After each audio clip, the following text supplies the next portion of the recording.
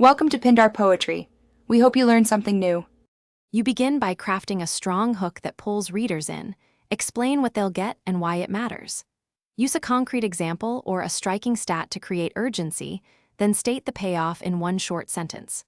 Once done, make sure your first paragraph answers a reader's core question. This reduces bounce.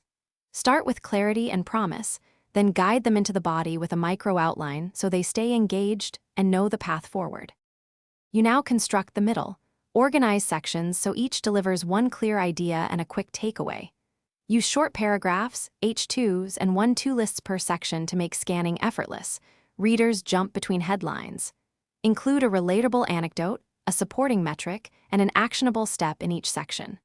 Once done, tie those elements with transitional phrases so momentum carries forward. This increases time on page and helps readers convert interest into action.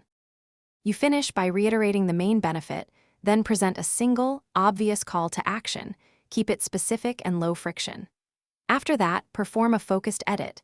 Remove redundant lines, tighten transitions, and optimize headings and meta for search.